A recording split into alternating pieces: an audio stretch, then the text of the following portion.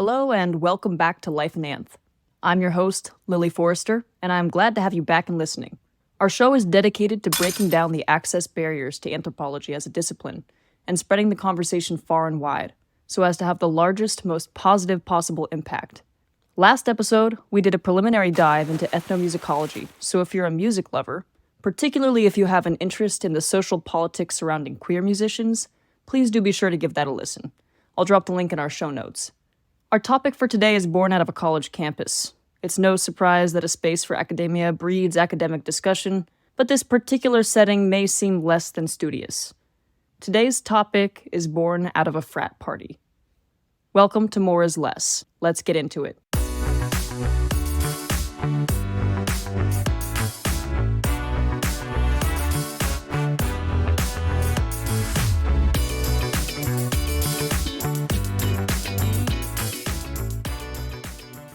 There's a famous frat house near where I attended school, whose main attraction is cages, where the women, or girls, as is the colloquial norm within the space, dance as if trapped by the brothers. It's a popular tradition to take part, even among my peers at a historically women's college, which may hit the ear as a bit shocking for some people.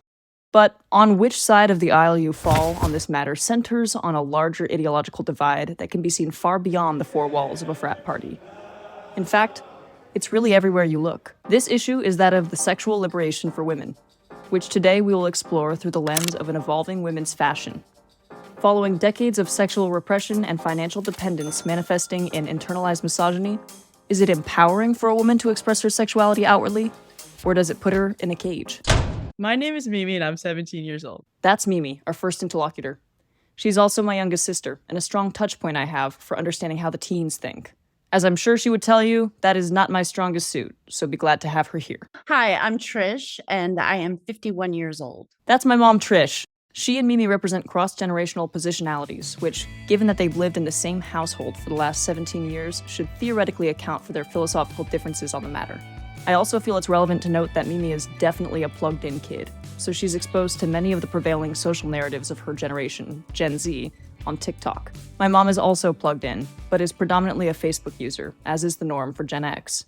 I would describe my own style as very laid back. I do not get dressed very often, basically ever. I wear sweatpants and sweatshirts basically every day, very oversized, usually double XL. I definitely think women's fashion right now has become more scandalous.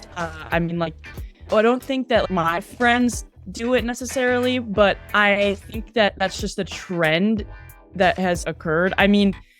I think people, younger and younger girls, begin wearing clothing that tends to be more what you would expect a mature woman to wear, and not necessarily scandalous, but sometimes showing more cleavage or wearing shorter skirts. When I was 17, the big brands out were Outback Red and Forenza, which were like exclusive clothing lines to the Limited, which now has become a women's clothing line. But when I was a teenager, it was very much a teen fashion. And so Outback Red was kind of like an Australian Outback feel, like culottes and jodhpurs and a lot of hats and blousey rayon shirts. And Forenza had more of an elegant Italian feel. But, generally speaking, the clothes were not form-fitting. They were oversized, high-waisted, blousey. It was not super revealing. I was a teenager in the 80s. Have you come into contact now with a liberation movement that says that scandalous clothing is in some way empowering? I don't think I've come across a movement where people say scandalous clothing is more empowering. Truthfully, this one surprised me and cast a light on the distance between me and a high schooler. Mimi never having heard that said explicitly, either in person or online, means we really have entered a new era. But she did admit to having seen the effects of it play out. Like when people get attacked for wearing scandalous clothing, which still happens, there's still a lot of people who will be like, wow, you just want a lot of attention. I think that people will respond to it by saying it. It's like, I can wear whatever I want. The same cannot be said for my mother, who needed no introduction to the perspective. Generally, the young women today are dressing more risque than they did when I was a teenager. However, risque dress when I was a teenager was thought to be trying to attract the attention of men. And now it seems more like a move of empowerment. Like, I want to wear this because I think I look beautiful in it, and you can't really say anything about it. And I am totally appreciative of that.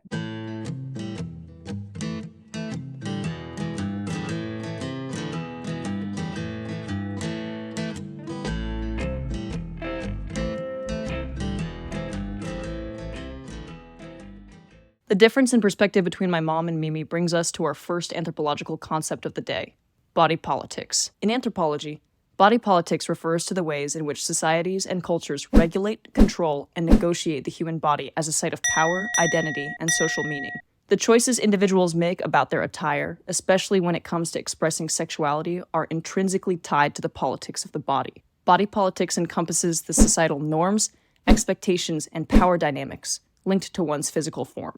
In the context of evolving women's fashion, the clothing choices women make can be seen as both an act of empowerment and a negotiation within the larger body politics landscape. I think it will evolve, not to be, but I think kind of taking what started out to be a male perception of fashion, because it's pleasing to them to look at women in these clothes, right?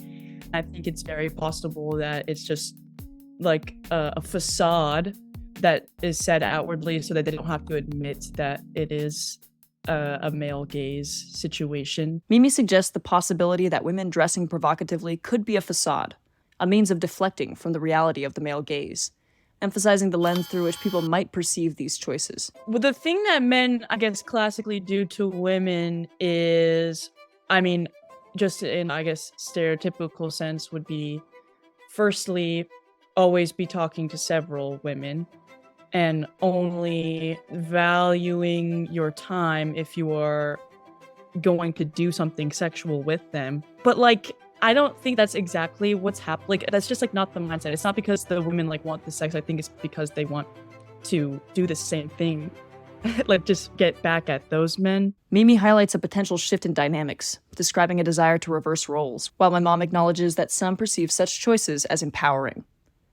These perspectives offer a glimpse into the complex interplay between individual expression, societal expectations, and power dynamics in the realm of the body politics.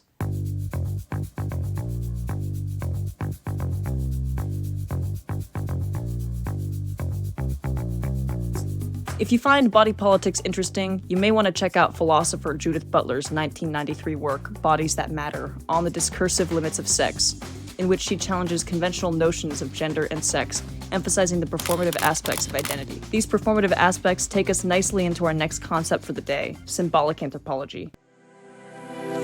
Consider clothing as more than a functional necessity. In many ways, our clothes are as much us as are our bodies.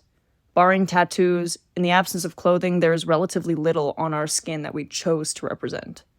What we put on top is how we signal who we are, our affiliations, our swagger, or our seriousness. Symbols can be extremely powerful tools of freedom, or they can be weaponized. In context, that means that clothing, rather than liberating, can become a tool of oppression.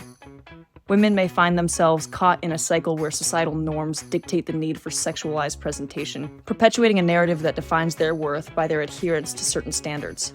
The symbols they've placed on their bodies may be chosen under the weight of external expectations, shaping an identity that may feel restrictive, performative, or even sexualized and objectified, rather than authentic. In this complex web of symbolism, clothing can both empower and constrain, reflecting the complex interplay between individual expression and societal pressures. In a particular TikTok kind of group where everything is oversized, and you basically it begs more of I don't know if androgynous is the right word, but it's not gender specific. So that's the division I was having trouble with. My mom's observation about the trend of oversized clothing in certain TikTok groups raises intriguing questions about how symbols, in this case clothing size and style, contribute to the construction of gender identity. The choice of oversized clothing challenges traditional gender norms, blurring the lines between masculine and feminine presentations. This highlights the symbolic power of clothing to subvert established expectations and redefine cultural norms. They want to be perceived as like sexual people earlier on, which is like weird, I think, but I think that people just want to feel attractive younger now. I don't know like how we got there, but I feel like that's part of it. Mimi's perspective on the desire to be perceived as sexual at a younger age introduces another layer to the symbolic nature of clothing. It raises questions about how societal expectations and cultural narratives influence individuals' choices in self-presentation. The symbolism of clothing in this context becomes a means of navigating societal perceptions of attractiveness and evolving norms surrounding sexuality. Symbolic anthropology encourages us to consider how symbols and cultural meanings are negotiated and constructed through clothing choices. Through this lens, we gain insights not only into individual expressions, but also into the broader cultural context that shapes our understanding of identity, gender, and the societal expectations that fall out from each. The construction and performance of gender and sexuality through clothing was a focal point of 1980s feminist anthropology. This loops back to the notion of performativity that we explored in our last episode, not necessarily to say that in dressing in a performative way, we are performing an identity that is not true to ourselves, but that all identity is, in some way, a performance. Bravo! Herein lies an anthropological paradox, and one that can be applied very broadly. We've spent the better part of this episode on the debate about the supposed empowerment of revealing clothing.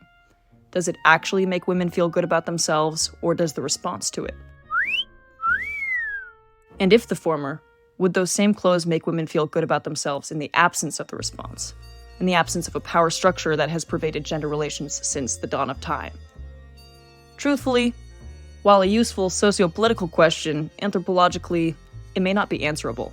That paradox that I referenced is the coexistence of performativity and authenticity. The fact that we all perform an identity that represents where we believe we fit into a predetermined societal structure does not mean that that identity is inauthentic. We can ponder who we would be, what we would believe, what we would eat, what we would wear, if there were no societal pressure, no oppression of women, or internalized misogyny. But we can never know. It is likely that much more about our personalities and our lived experiences would be different than we think. Perhaps no one would wear clothes at all. Maybe we'd wear several more layers. Really? We can't know. We cannot conceive of our own identities in the absence of the laws of our existence, because those laws are the basis on which we have built our sense of identity, of self.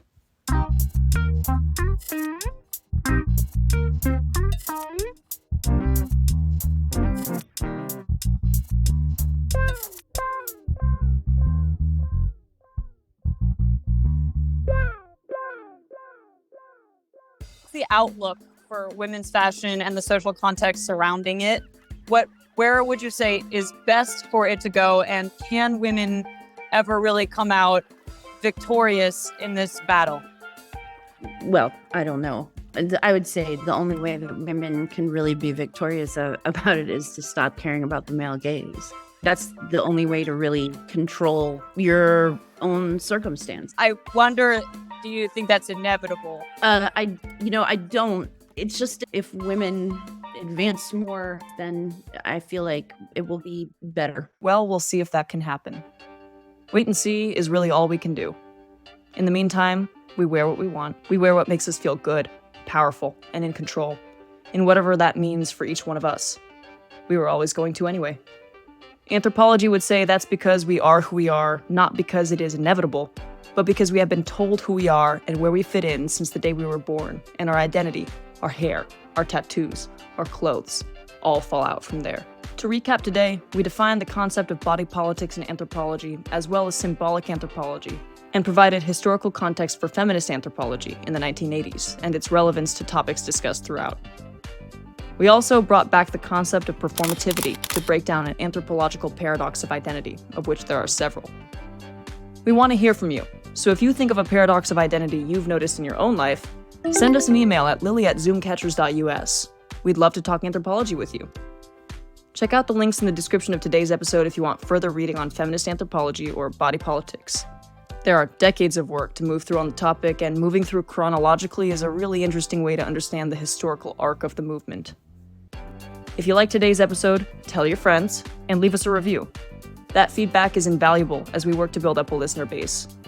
And if you have suggestions for topics to cover, drop us a comment on our YouTube channel or send us an email, and we'll place our most critical lens on it immediately.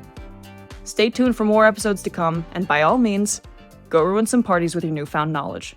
Until next time, so long.